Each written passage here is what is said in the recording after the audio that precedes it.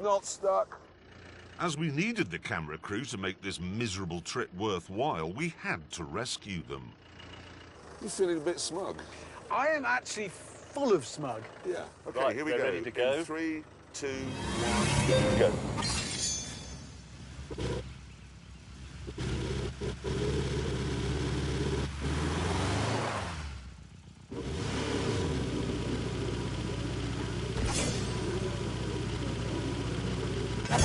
And we're free! John has done it! John has succeeded!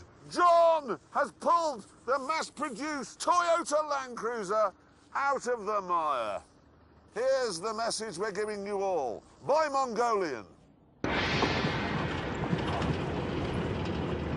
I've got incredible aches and pains across my shoulders. Oh, there is no bit of me that doesn't ache. There's no bit of me that's warm, comfortable, dry, and I defecated for the sixth day on the trot in a field like an animal. Oh, my back! I think we got some air there. Oh, oh, God, that was not good. Still, at least things soon got worse.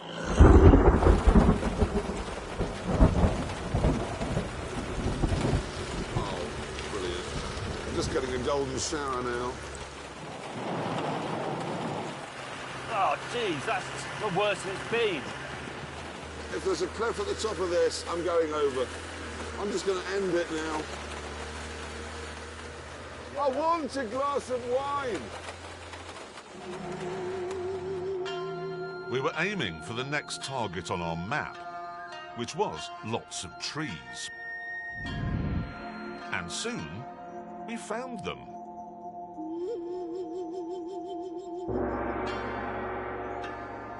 Oh, look at that. Wow! Wow-wee.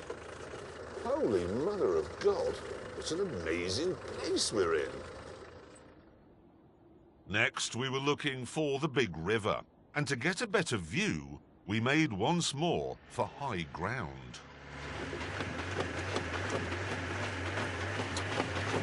Come on, John. Yes, you can do it. I'm sorry, I find that quite funny. I think it's when he's happy. Go. What a machine you are, John!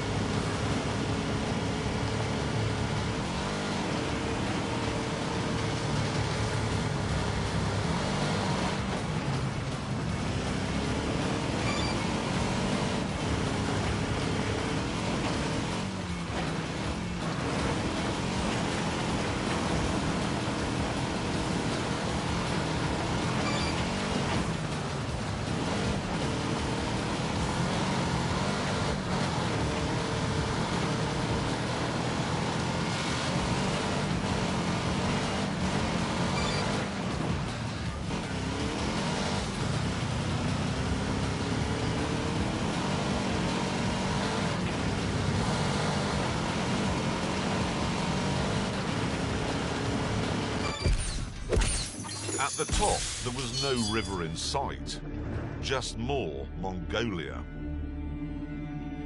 So we broke out the map. Right, we've got a decision to make.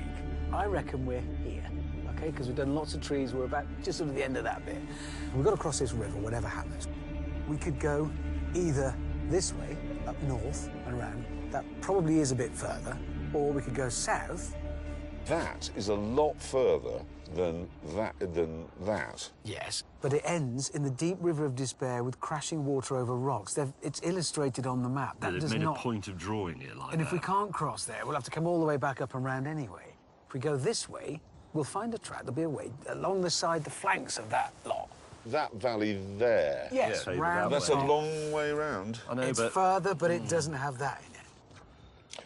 We are agreed then, gentlemen. Yes. We are heading north. Yes. we're not interested in pretty, we're not interested in despair, we're interested in wine. And the easiest route is that way. North. There you go. Saddle up.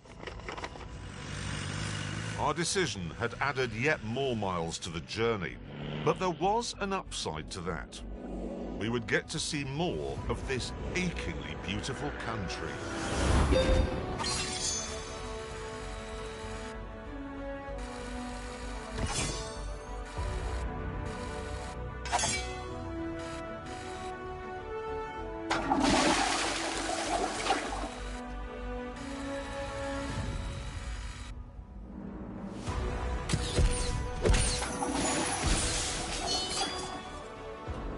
We would get to see more of this achingly beautiful country.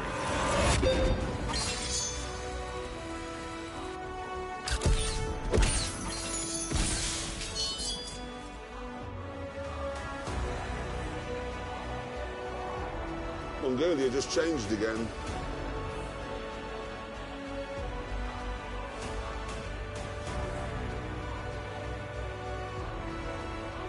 What was I not expecting to see? Camels. Yeah. What am I seeing? Oh, pine smell.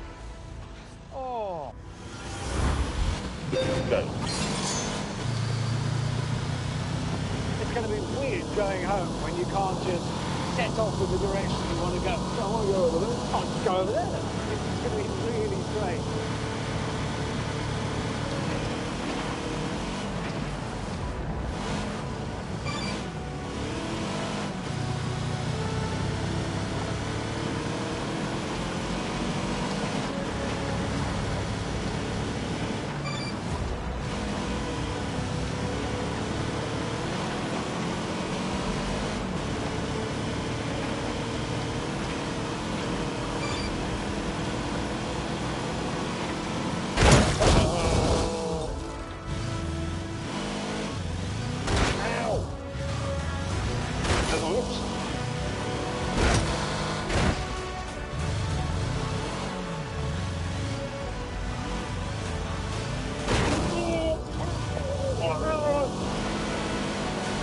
Oh my God!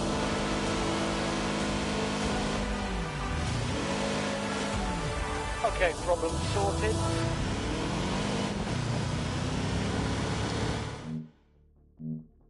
Camels. Yeah. What am I seeing? Oh, pine smell. Oh. Piggy! It's going to be weird going home when you can't just set off in the direction you want to go. I want to go over there. I'll just go over there. It's going to be really strange.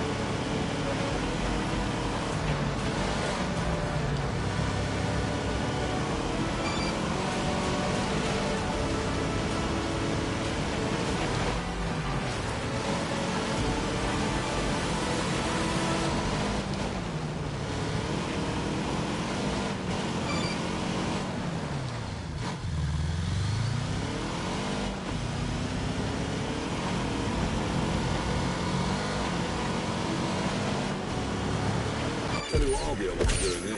What? Go off with my bow and arrow and catch them. What do you mean? Look at that down there now. No, look at the size of that eagle on that rock. Holy crap! Oh, God, yes. It's massive!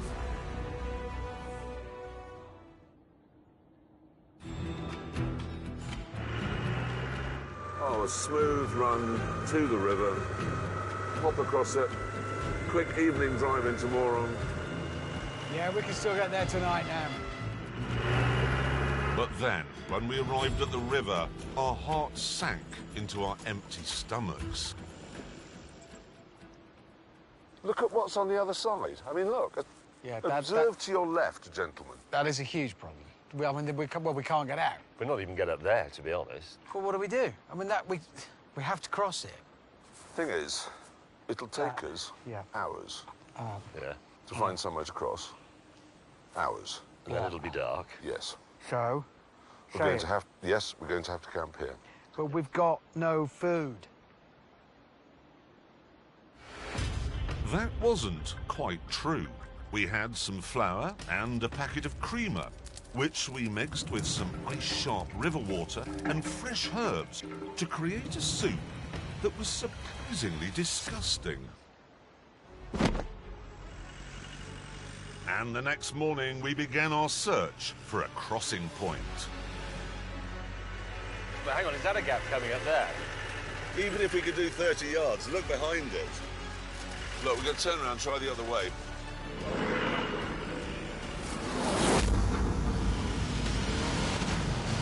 Go!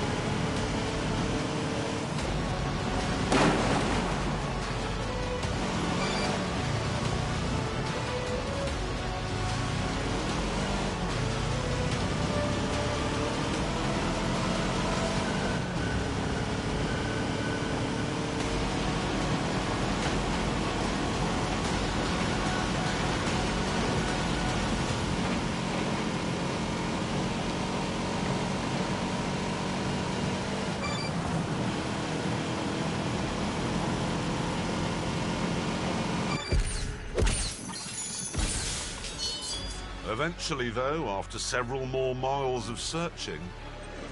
Wait a minute. That looks extremely good. And the river's shallow there. Can you see? Yeah, Yeah, that looks like a bit of a gift. We're nearly done it. John could swim. I'm staggered. Wait, John! I am staggered. We're on the way to Gin Town.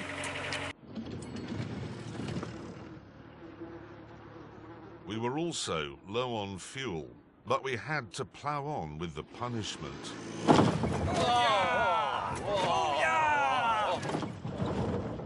Until 2 hours later, when we came across the most wonderful thing we'd ever seen.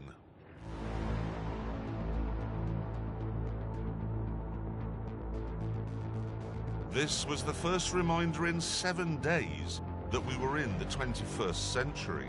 Oh, my God. Yes. Wow. I've never been so happy. But we still had to make a critical decision. On one end of this. Is moron. Yes.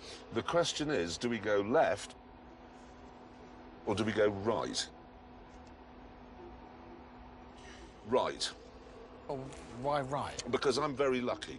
And it's lucky to go right in Mongolia. What if that just goes all the way to nothing? Well, Well, if it we go won't to go to nothing, it'll nowhere. go to a power station. It'll go to Russia. It'll go to a power station in Russia is where it'll go. One end's got a power station in Russia on the end of it. The other has the other end- gin and tonic. Because it's got a gin and tonic. Right, we've decided, let's just stick with it and have faith in our decision. Yeah, just to be crystal clear though, if this is wrong, I I will be the one that says, I told you it was left. Go. John has done it.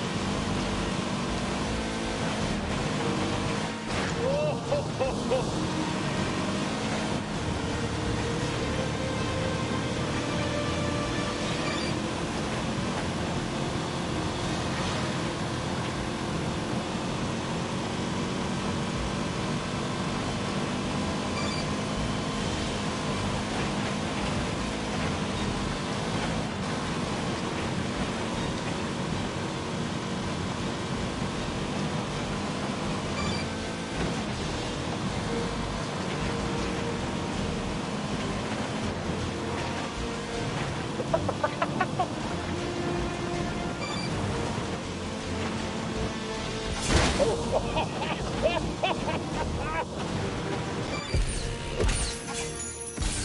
needn't have worried, though, because just a few miles later, we discovered that in Mongolia, it really is lucky to turn right. What a heavenly sight.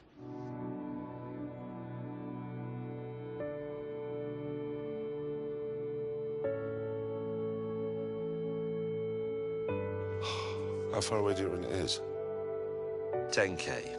Well, come on then. Let's get this thing finished. Let's do it. Yeah.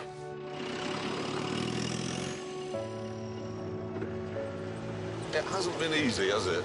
It really has. It really hasn't. I mean, I'm just staggered that we haven't killed ourselves, or each other, actually. Because while Mongolia has just been a constant source of wonderment, the actual business of getting across it has been, by far and away, the most difficult, grueling, arduous journey we've ever done.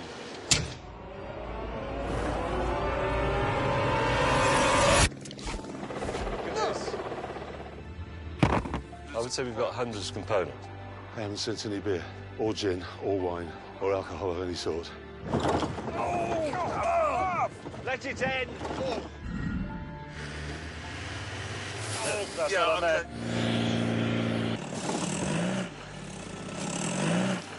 Oh, mate!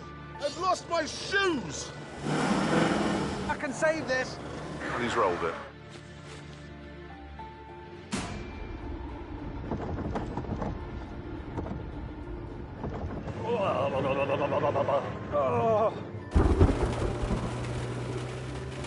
Oh, whoa! It's all the way up to my arse! Oh! Current's got me.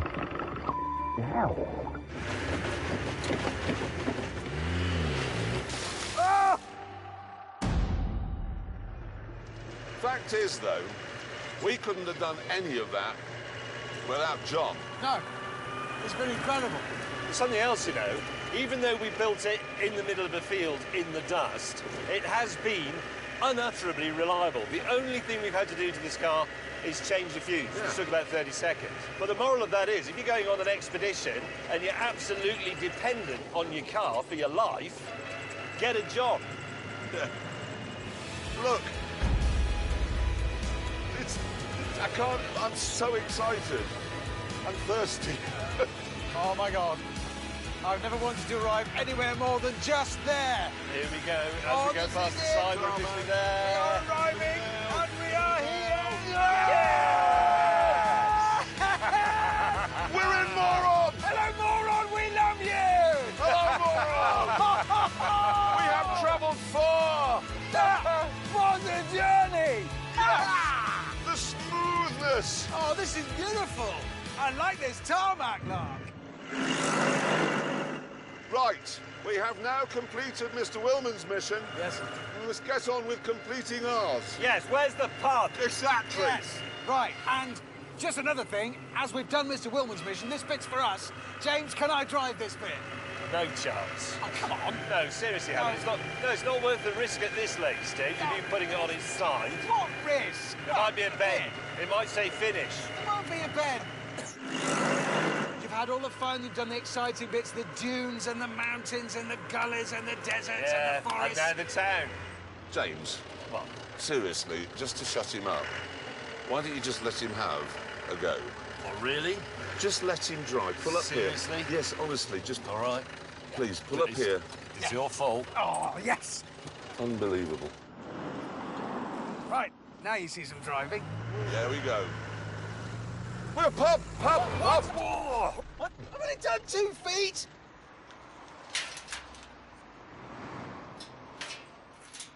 It's shut. What? It's shut.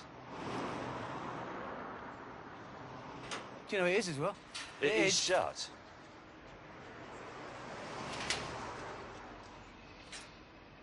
And on that terrible disappointment, it's time to end.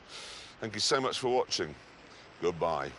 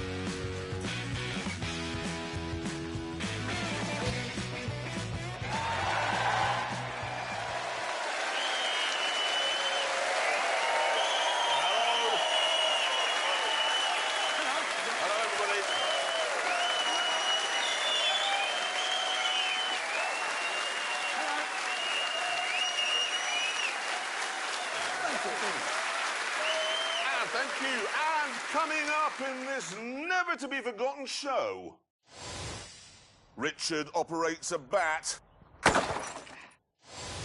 James sits in a car humming. And I park outside a cathedral. Thank you so much.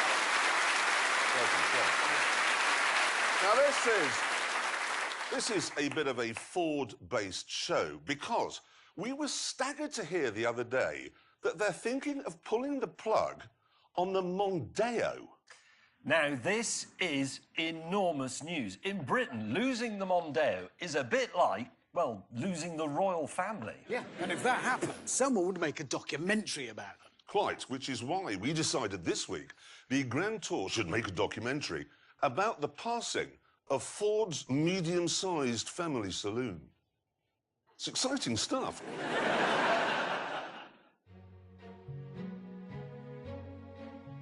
The Mondeo story actually begins way back when the world was black and white.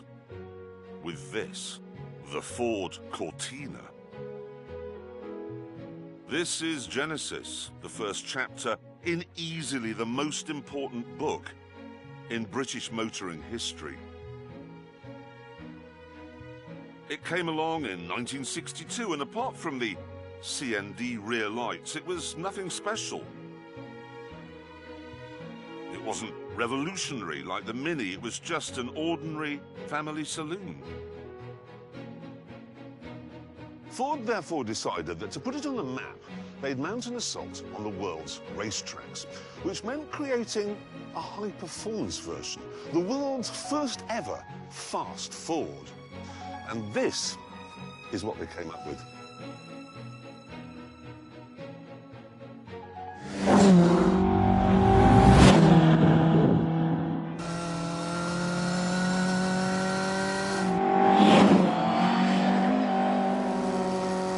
Life doesn't get much better than this. Cadwell Park, sunny day, Mark 1 Lotus Cortina. This thing is a riot. No.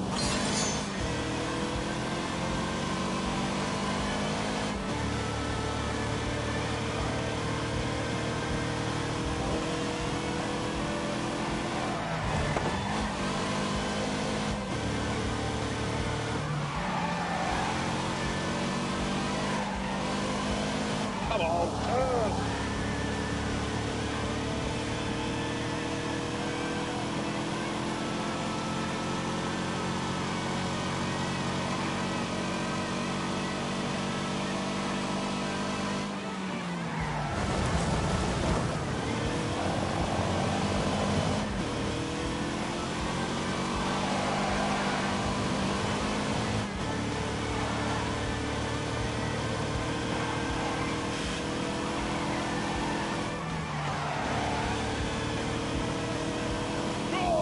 Keep your foot in it, man.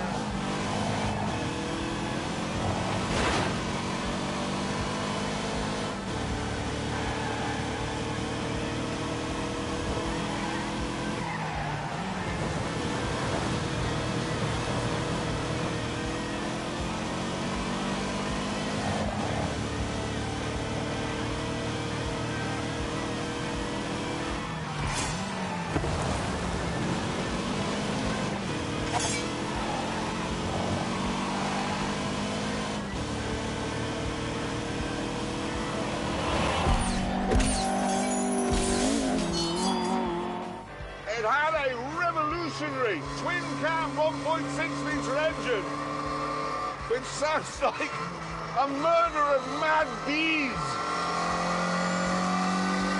It revved like hell, all the way to 8,000 RPM and produced 105 horsepower.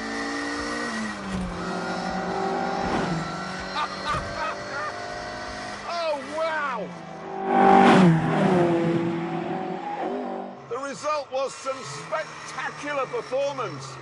The road cars would do 108 miles an hour, and in race trim, that shot up to 145. That was the stuff of spaceships back then. And best of all, if you were really on it, it would lift the front wheel in the corners. On the downside, it didn't stop properly, and there was very little grip. So it was an oversteer mentalist.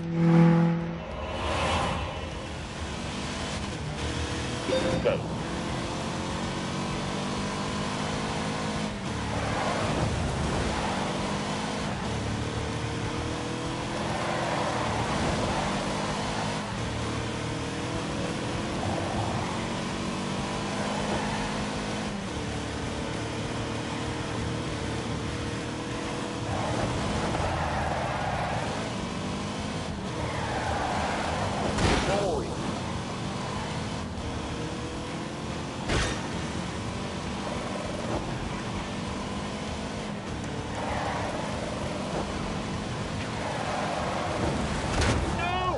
What's wrong with it?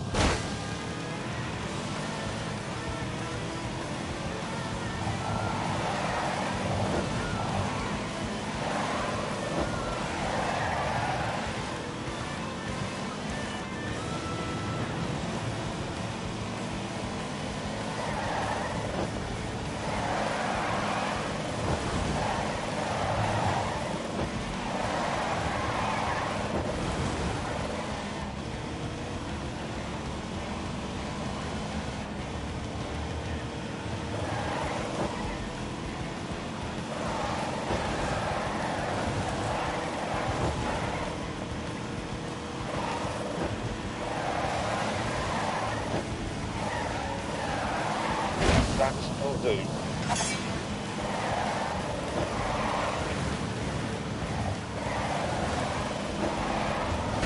For God's sake.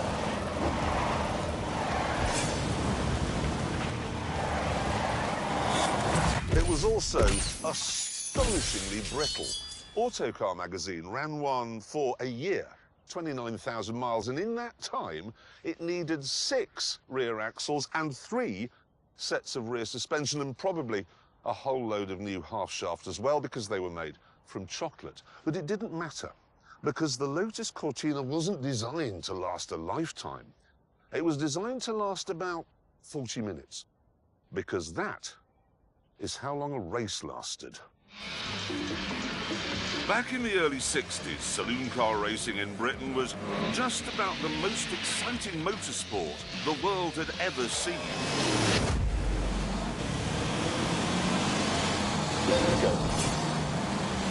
Oh dear.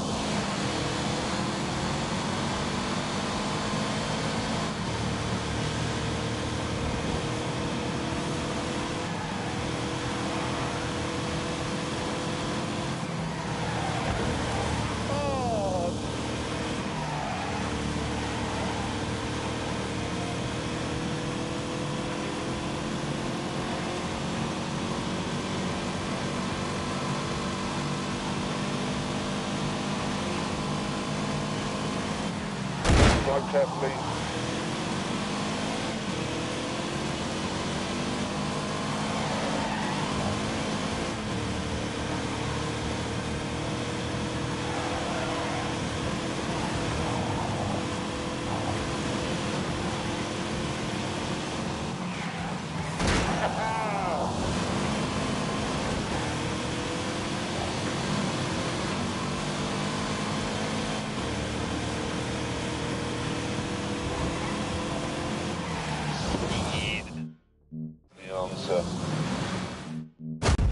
Just about the most exciting motorsport the world had ever seen. Go. Glory hole. Can I go a bit faster? Come on, keep going.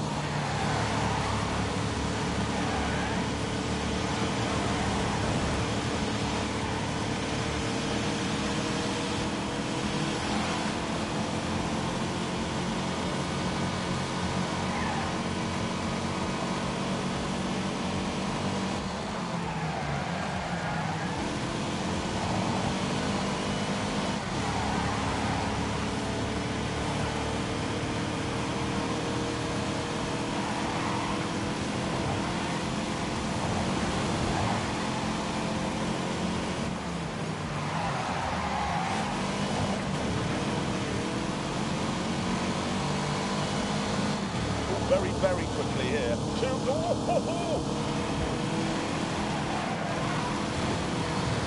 I don't like it. Oh, right.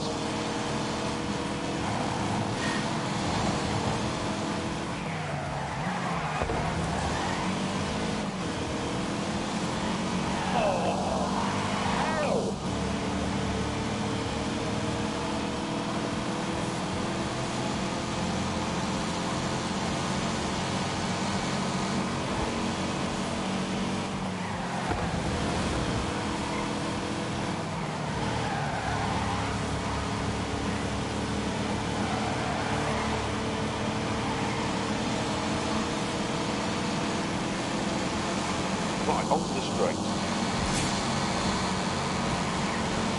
Oh, for God's sake!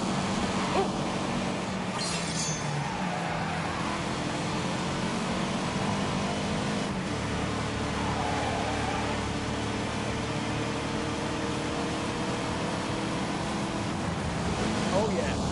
Oh, it is quite scary through here. Oh no.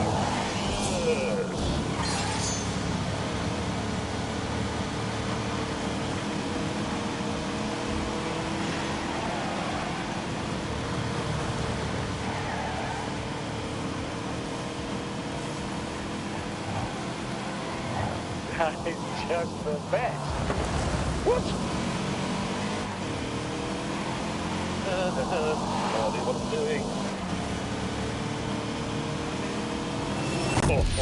The massive American Fords would roar down the straights, and then in the corners, the army of Minis would be right back at them.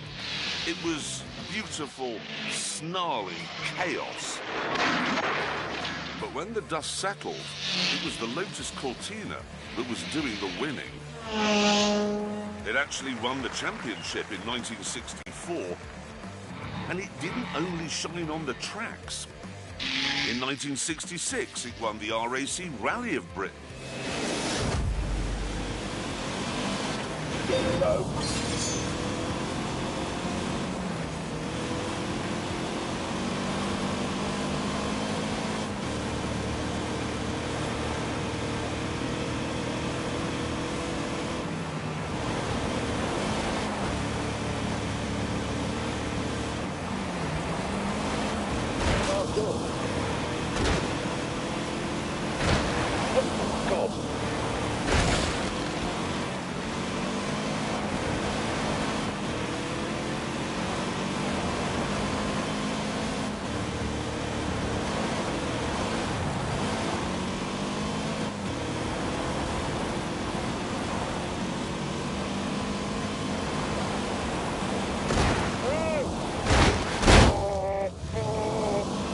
Sorry.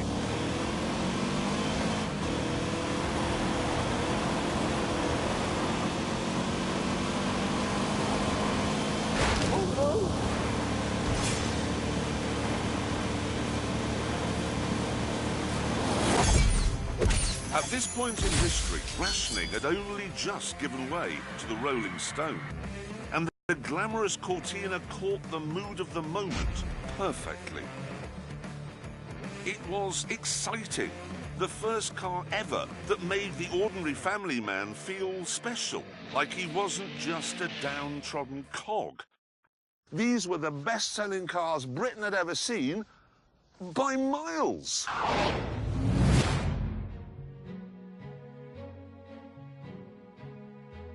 You joined me in Doncaster, outside my old school. And I remember very clearly coming out of that door one afternoon in 1969, skipping along here, coming round this gatepost here, and I noticed that parked over there was a 1600E, an E in amber gold, just like that.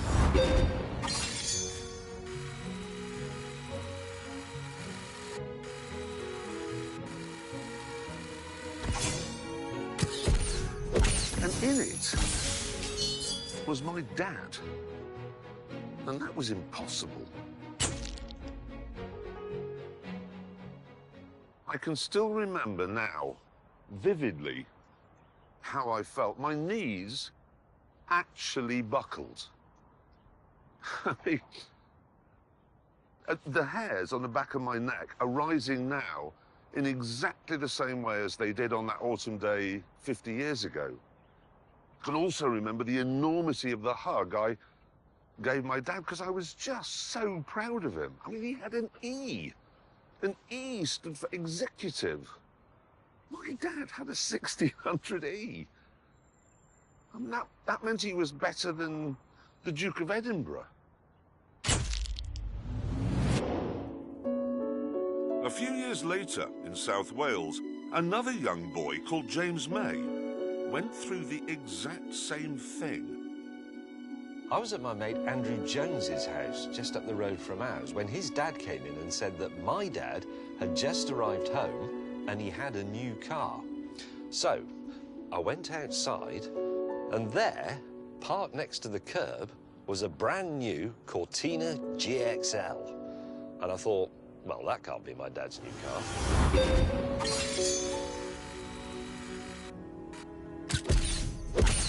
But it was. This was the all-new Mark III Cortina. And because it was the GXL model, it had chrome strips on the grille, and a vinyl roof, and 4 auxiliary dials that were angled towards the driver. It also had something called a rev counter, and I'd never seen one of those before. But when I looked at it, I suddenly became aware that my body could produce semen. Unfortunately, not all children in Britain were as fortunate as James and me, because some of them were born in Birmingham.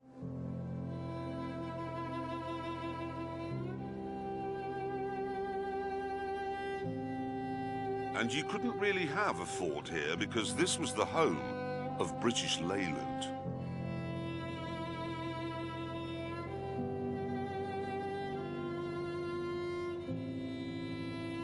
I grew up here, on this street, and I remember the day my dad came home with our new car. I prayed it would be a Cortina. Literally prayed. But it wasn't.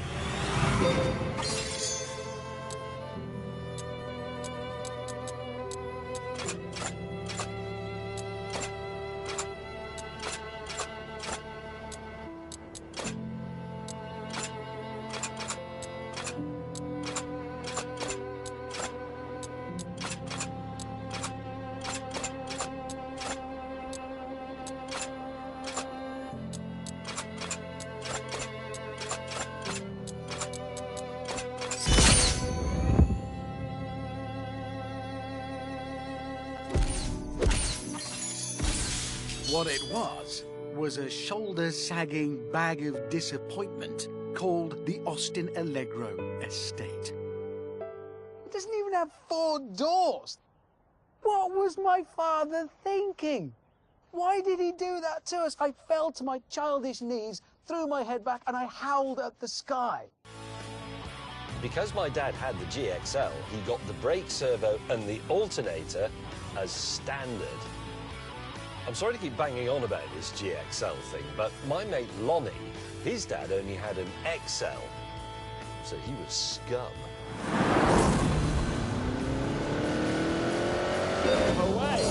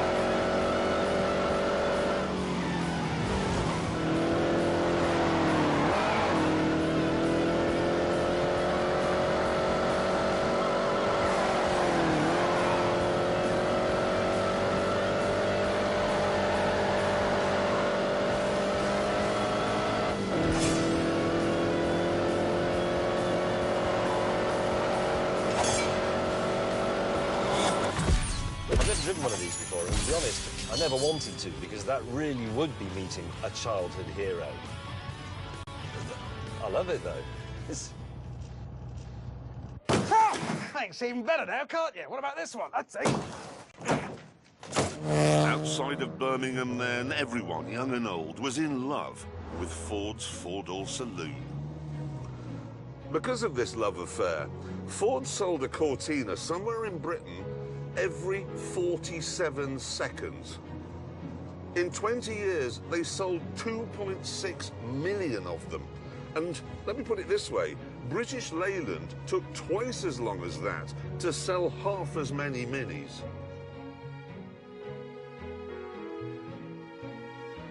The Cortina then had become a part of the fabric of Britain. It was the nitrogen of our existence. But on the 22nd of July, 1982, Ford pulled the plug. And that was the end of that. Sad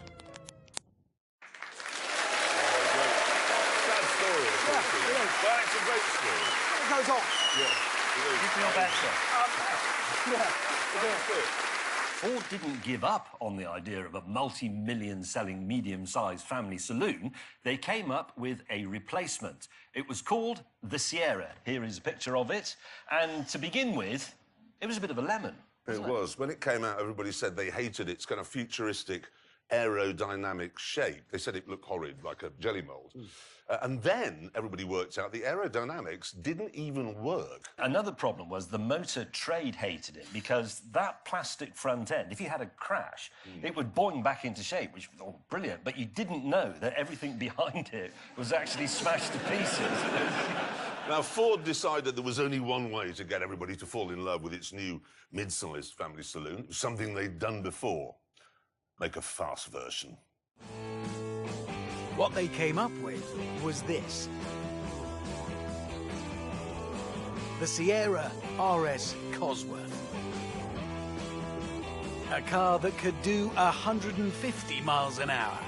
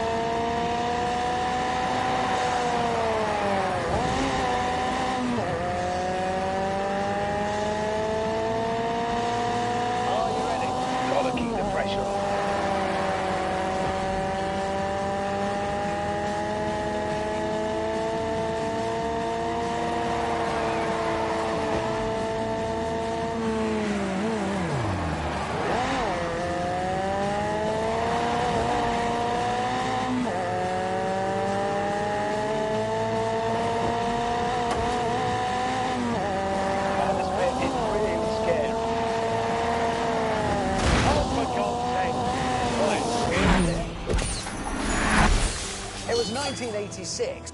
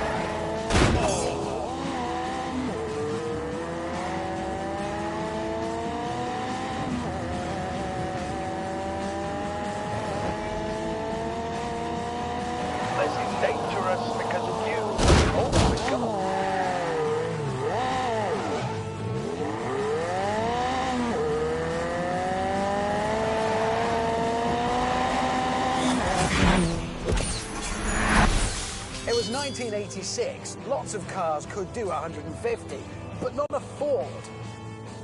That was madness. BMW and Mercedes could not believe it. This was the gardener coming into the parlour and kicking the Baron's teeth out.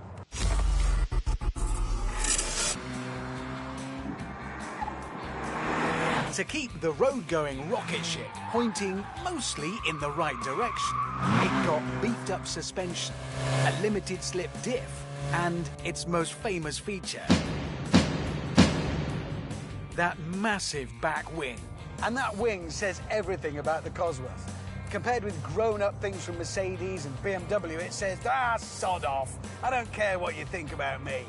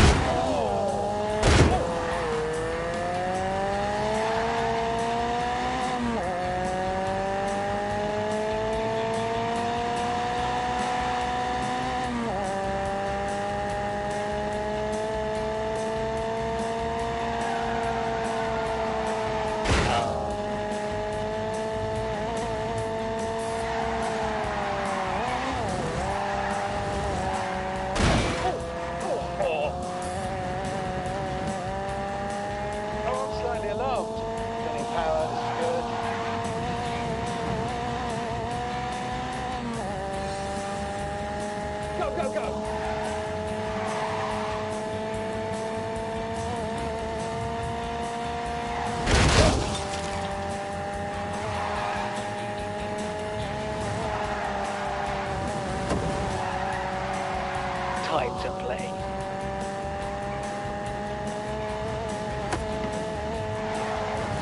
Oh my God!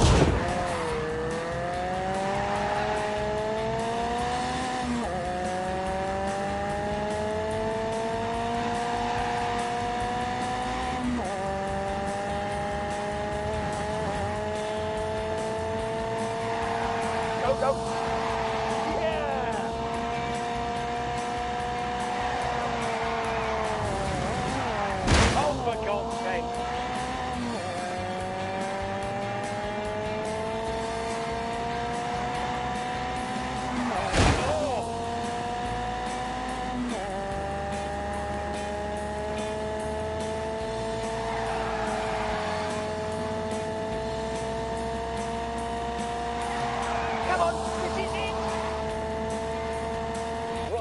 Like a really bad mate.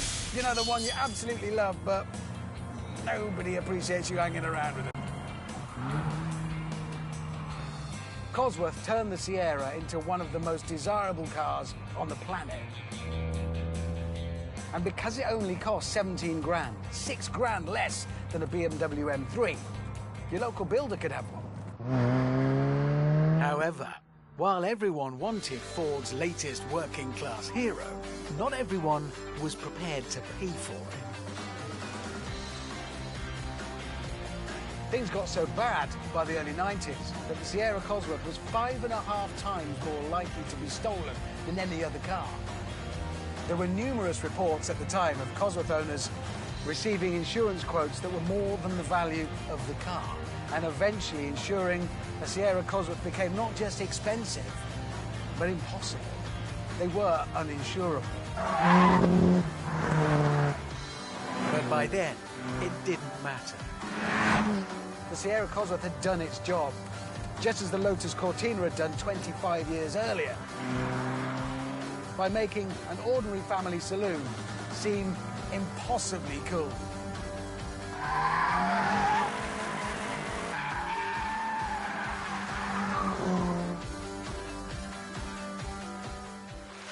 Honestly, I'm just freaking drooling. Absolute legend, drooling watching. We must now find out how fast the... Let's see if I can still pronounce it properly. The Culzer. Yeah, I still got it. good. That's it, yeah. The Culzer. You know what I mean, the Culzer. Let's see how fast it goes around the Ebola drone.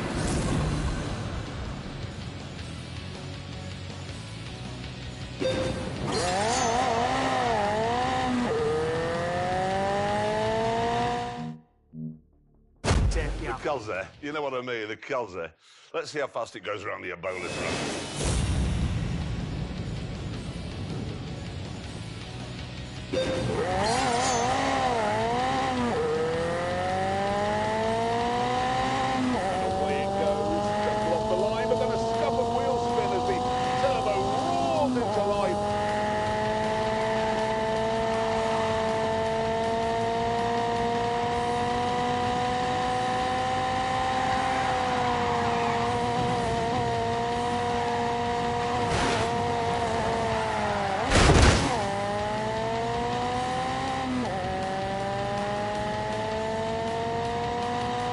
Back down the Izzard.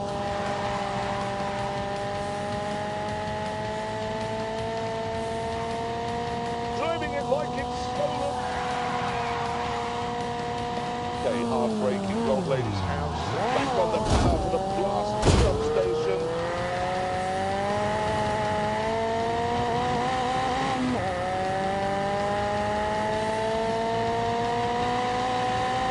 Only feel the sheet left. Across the line! That's great. That's really exciting. I was really expecting the full crossed up or crossing over. It does that four-wheel drifting, same as the Lotus Cortina. That's what they do. Anyway, let's see now how quickly Abby got it round the Ebola drome, shall we? Let's find out the time. Oh, quicker than I thought. What? Well, it's faster than a Lamborghini. I told you that thing was slow. It's actually slower than a Ford Sierra. But the interesting thing for me there is it's quicker than a Ford Fiesta ST 200, and they both have the same power, don't they? About 200 horsepower. It is, yeah. I think what that goes to show is, despite all the improvements in suspension and tyres, you can't beat fitting something with a sodding great turbo. Exactly. A massive turbo does the job. Anyway, can I get back to our documentary? Yes. Because in 1993, Ford stopped making the Sierra and decided instead to export the idea that had revolutionised Britain to the whole world. What they came up with was something they called a world car. Something not just for everyone here, but for everyone everywhere. They called it the Mondeo, and it achieves something that no car in history has ever managed. Over the years, Richard, James and I have driven almost every car ever made. We've waxed lyrical about many of them, drooling over their styling or their handling.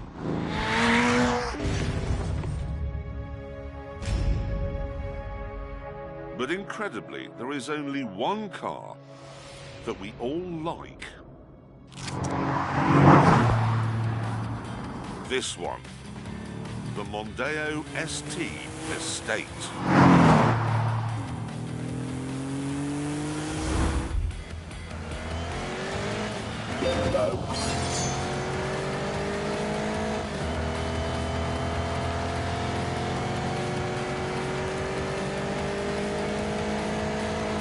I like the way it was a proper practical estate. It had a massive boot, and Ford had the sense to give it 5 doors.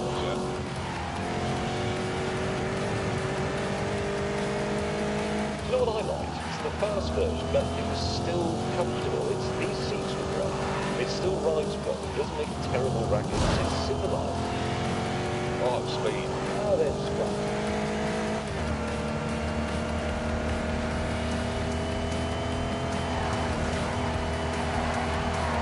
Rubbish.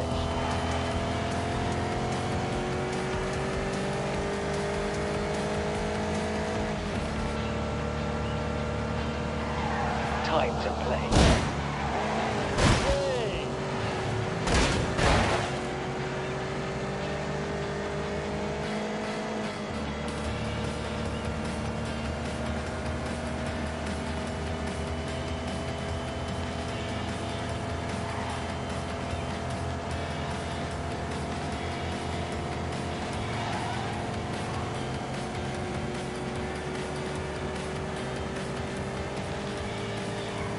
Right then, let's go.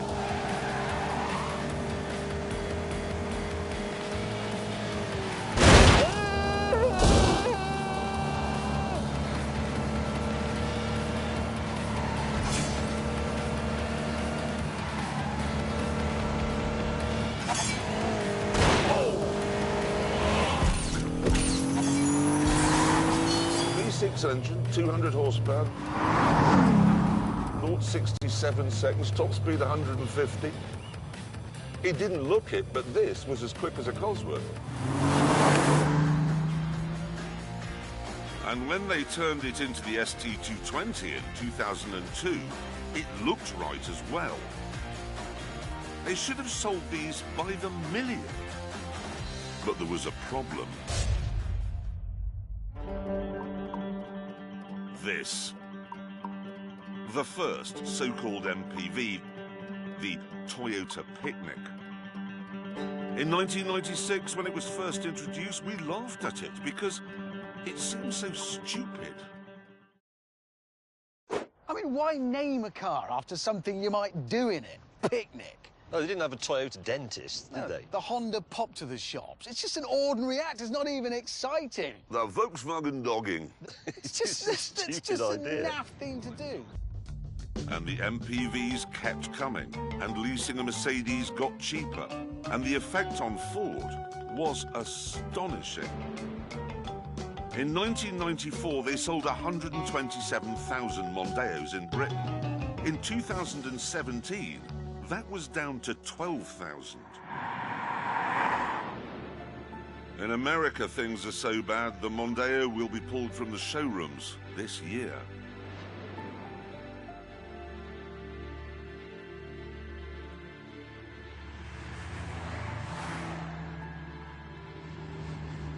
And it's predicted that soon after that, it'll go from the rest of the world as well. And when that happens, Britain will have lost much more than just a car. The Mondeo was never fancy or spectacular. It never won Le Mans. It was never awarded a Nobel Prize. It didn't write The Grapes of Wrath. It was just your mate, someone you enjoyed going to the pub with.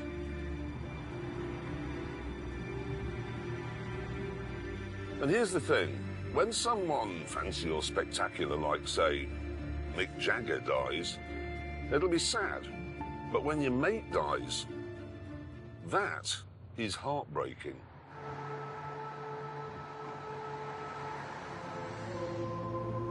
So, to give this car the send-off it deserves, we've booked Lincoln Cathedral.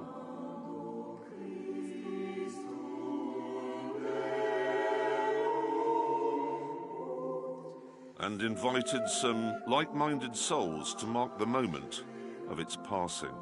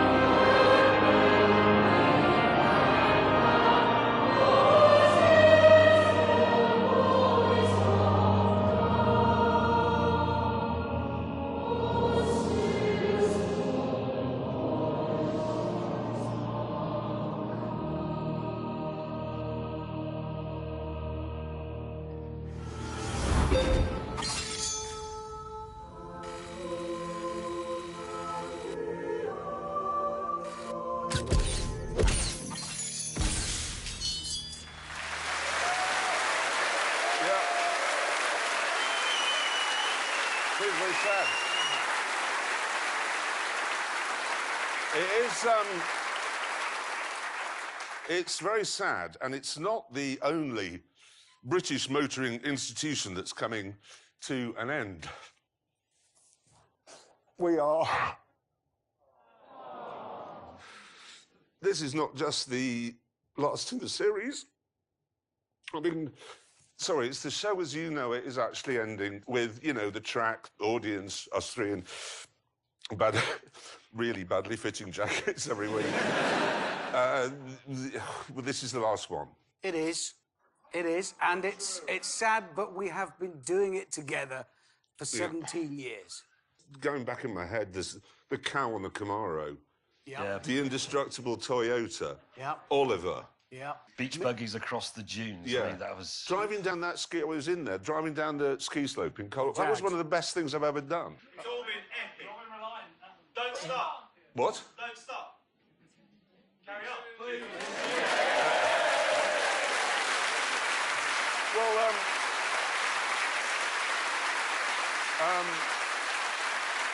we do have some good news. We do have some good news. We're not. Oh. We're not stopping. We can't. We'd have to get jobs. No, we're not actually stopping. No, I mean, the truth is, Amazon loves us. We love Amazon, so we'll carry on a bit. Yeah, we'll stick around. The thing is, as I said, the show as you know it is ending, and that's very upsetting for us. You know, the audience and the, you know, and this sort of thing and the track. But who'd like to see us doing more big adventures? Yeah. Road trips, specials. Who wants some specials? Yeah. There is. There is. Thank you. There's still so much of the world we haven't been to. So many people I haven't insulted. So, there are so many cars he hasn't crashed. Yeah, exactly. So, although this is gone, the Grand Tour goes on. It goes on. It goes on. We are going to need walking sticks and nappers. No, we are. We are. So while it's not goodbye from us, it is goodbye from this. Anyone want to buy a tent? See you. Take care. Take care.